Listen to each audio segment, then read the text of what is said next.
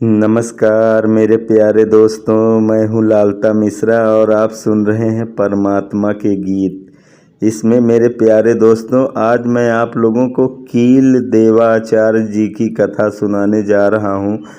वो बहुत बड़े संत और परम सिद्ध संत महात्मा थे। एक बार ये मथुरा की गलियों में आए हुए थे। एक जगह बैठ के साधना में लीन हो गए, समाधि में डूब गए। उसी समय उस रास्ते से बादशाह की सवारी गई। जब बादशाह की सवारी उधर से गुजर रही थी तो बादशाह ने देखा कि कोई एक फकीर बीच रास्ते पे बैठा हुआ है, आंख बंद करके। तो बादशाह ने सोचा, ये लगता है हमको प्रभावित करने के लिए आंख बंद करके बैठा ढोंग कर रहा है ये। तो बादशाह ने अपने सैनिकों को आदेश दिया कि इसके मस्तक में एक कील गाड़ दो। उस संत महात्मा का कोई नाम नहीं जानता था, लेकिन जब बादशाह ने ये आदेश दिया तो सैनिक गए उतर के, भैया घन उठाया और एक कील रखी, उनके मस्तक पे गाड़ दिया। महात्मा की समाधि तो सच्ची थी, इतने गहरे समाधि में थे और उन्होंने उस कील को अपने भीतर ही समा लिया। अब तो बादशाह कांपने लगा और अपने रथ से कूद के उस कील देवाचार्य जी के चरणों में जाके गिर पड़ा। तभी उनका नाम कील देवाचार्य जी पड़ा। संतों का कोई नाम तो जानता नहीं, ना कोई ठिकाना जानता है, ना कोई पता जानता है कहाँ से आए हैं। वो तो बस जिस आश्रम में रहते हैं वहीं के नाम से ही उनको लोग जानते हैं।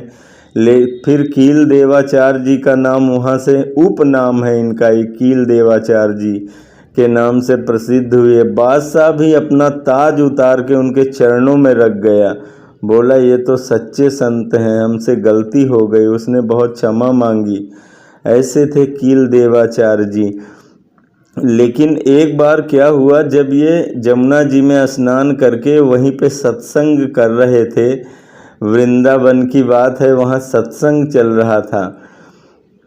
तो उसी सत्संग कर रहे थे मथुरा में।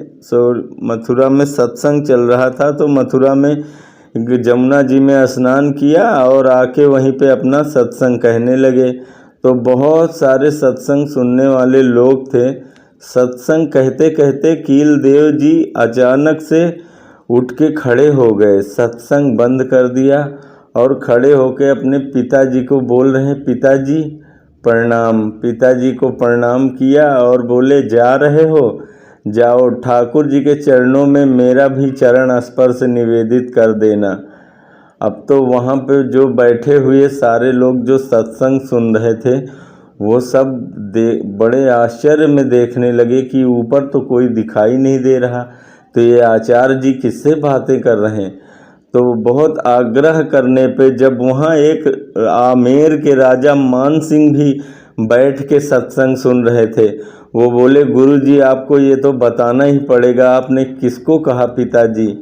तो बोले कि अभी अभी मेरे पिताजी ने देह का त्याग किया है और वो परम धाम के लिए जा रहे हैं, तो मुझसे मिलते हुए जा रहे हैं, इसलिए मैं उनको प्रणाम किया।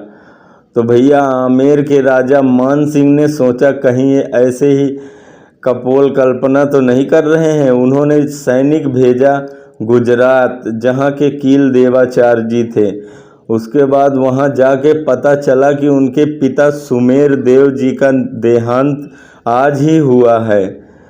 भाई पूरी सत्संग सुनने वाली सभा स्तब्ध रह गई।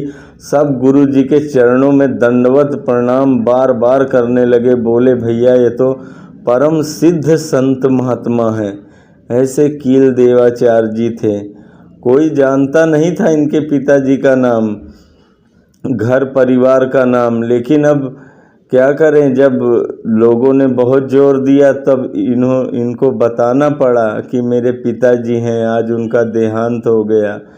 उन्होंने अपने शरीर का त्याग करके और इधर से ही परलोक जा रहे थे। मान सिंह राजा बैठे थे, पता लगाना जरूरी था। तभी तो उनके चरणों में भक्ति पुष्ट हो गई मान सिंह की, गिर पड़े उनके चरणों में और सदा सदा के लिए उनके शिष्य हो गए। ये गलता पीठ में इनका आश्रम था श्री कील देवाचार्य जी का। और एक बार क्या हुआ महाराज, ये एक सांप उसमें फूल की टोकरी में से निकल के आ गया और इनके हाथ पे काट लिया। इतना जहरीला सांप था कि लोगों ने सोचा बाप रे दैया, अब तो कील देव जी नहीं बचेंगे, ये बहुत जहरीला सांप होता है। लेकिन कील देव जी ऐसे सिद्ध संत थे कि बार बार उसको कह रहे हैं ले और काट लो और काट लो, उसको कह रहे और काट ले, अपनी इच्छा पूरी कर ले, आज जितना काटना उतना काट ले। कील देव जी बार बार उसके सामने हाथ कर रहे हैं, वो सांप बार बार काट रहा, बार बार काट रहा। काटते काटते इतना थक गया कि सांप ने अपना फन ही पटक दिया नीचे, उससे उठा ही न जाए, इतने बार काट चुका कि उसका दम ही निकलने वाला था। उसका सारा जहर उतर गया कील देवाचार्य जी के अंदर। लेकिन जिसके भीतर राम नाम का अमृत लबालब भरा हो नीचे से लेके ऊपर तक, भला उसमें सांप के काटने का कोई असर हो सकता है? वो तो सब अमृत में बदल गया। भैया कील देव जी बोले कि इसको दूध पिलाओ, ये अब उठ नहीं पा, बहुत थक गया, इसको पिलाओ दूध, कुछ इसकी आत्मा में तृप्ति मिले तब जाके ये उठेगा। भाई उसको दूध भी लाया, बताओ, काटने वाले सांप को भी दूध पिलाया और इतना काटा था सांप ने कि वो थक के बेहोश होके गिर पड़ा, पर कील देवाचार्य जी को कुछ भी नहीं हुआ। ये भजन की तपस्या का ऐसा फल, इतने सिद्ध संत महात्मा, इन्होंने ही तो जो भक्तमाल की रचना करने वाले, जो सभी संतों का चरित्र लिखने वाले नाभादास जी थे, वो जब पैदा हुए तो दोनों आँखों से नेत्रहीन थे। नेत्रहीन ही नहीं, जहाँ आँखें होती हैं वहाँ आँखों का कोई निशान ही नहीं था, एकदम सफा चट था, कुछ भी नहीं, प्लेन ही था। तो यही वो कील देवाचार्य जी थे जिन्होंने अपने मंत्र और शक्ति बल से ऐसी जल लेके छिटका कि उनकी दोनों आँखें प्रकट हो गई श्री नाभा जी महाराज की। उन्होंने ही तो भक्तमाल की रचना की, उन्हीं के गुरु थे ये श्री कील देवाचार्य जी के गुरु भाई श्री अग्रदास जी महाराज। तो ऐसे कील देव जी कैसे जिया जाता है, इन्होंने इस संसार को खूब अच्छे से सिखाया। लेकिन कैसे मरा जाता है ये भी इन्होंने अच्छे से संसार को सिखाया। इनका जब अंतिम समय आया तो इन्होंने सभी साधु संत महात्माओं को न्योता भिजवाया, बुलवा भेजा कि सबको बुला के ले आओ, मैं सिखाता हूँ कैसे मरना होता है, मरते कैसे हैं योगी। अब तक आप लोगों ने जीना सीखा है, आज मैं मरना सिखाता हूँ, किस प्रकार से अपने मूलाधार को, अपने एड़ी से रंध्र को, सभी छिद्र को बंद करके और अपने प्राण को किस प्रकार से सहस्त्रार्थ से बाहर निकाला जाता है, इन्होंने मर के दिखाया है। सभी सांख्य योग, लय योग, हठ योग, सारे योग इन्होंने सिद्ध कर रखे थे।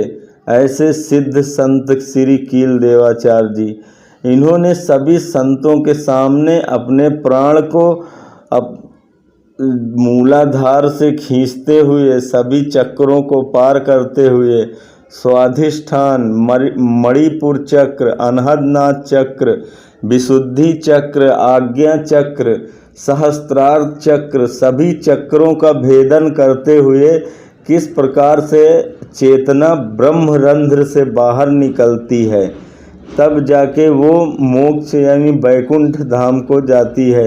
कहते हैं वो ब्रह्म में लीन हो जाती है, जो ब्रह्मरंध्र से निकलती है। अन्यथा तो प्रायः ज़्यादातर और बाकी सारी इंद्रियों से प्राण निकल जाते हैं, और जितने 9 द्वार बताए गए हैं उनमें से किसी भी द्वार से प्राण निकल जाता है, पर ब्रह्मरंध्र से प्राण बहुत ही मुश्किल से, वो भी जो योगी लोग हैं, योग साधना बल से अपने प्राण को खींच के ऊपर ले जाते हैं और सहस्त्रार्थ से अपने प्राण को बाहर निकालते हैं। वो उस ब्रह्मरंध्र से जब ब्रह्म सहस्त्रार्थ चक्र से सहस्त्र हजार कमल दल से बाहर निकलते हैं, तो उस ब्रह्मांड में जाके लीन हो जाते हैं। ऐसे उन्होंने मर के दिखाया सबको, अपना प्राण छोड़ दिया श्री कील देवाचार्य जी ने। सभी संत महात्मा उनको प्रणाम, दंडवत प्रणाम किया और उनका खूब अच्छे से अंतिम देह संस्कार किया। ऐसे थे श्री संत कील देवाचार्य जी महाराज। उनके नाम से कील गली मथुरा में आज भी बनी हुई है, जहाँ पे उस राजा ने उनके मस्तक पे कील गाड़ा था। उस बादशाह ने उस गली का नाम उन्हीं के नाम से ही, कील गली के नाम से ही पड़ गया। वो श्री कील देवाचार्य जी महाराज ऐसे परम तेजस्वी संत। मेरे प्यारे दोस्तों, ऐसे और संत महात्माओं की कथा सुनने के लिए आप हमारा चैनल सब्सक्राइब करें। और संत महात्माओं की कथा सुनने से जब आप जिस चीज़ से जुड़ेंगे ना, धीरे धीरे आप भी वैसे ही हो जाएंगे। अगर आप किसी नेता मंत्री के साथ जुड़ेंगे तो धीरे धीरे आपको भी नेतागिरी करनी आ जाएगी। यदि आप अगर किसी कारीगर के साथ लगेंगे तो धीरे धीरे वो भी आपको कारीगर बना देगा। आप जुआरी शराबी के साथ लगोगे तो धीरे धीरे करके एक न एक दिन आपको वो सिखा ही देगा। ऐसे ही यदि आप भगवान के संतों और भक्तों के चरित्र सुनते रहोगे, हमेशा इसी में लगे रहोगे, भक्तों के चरित्र, संत महात्माओं की कथाएं, जो उस रास्ते पर चले, जो वहाँ तक पहुँचे, इनकी बातें, इनका चरित्र, इनकी कथा सुनते सुनते एक दिन आप भी उसी रास्ते पे चलने लगोगे। मेरे प्यारे दोस्तों, हम फिर मिलेंगे आपको अपने अगले वीडियो में। तब तक के लिए जय श्री राधे कृष्ण।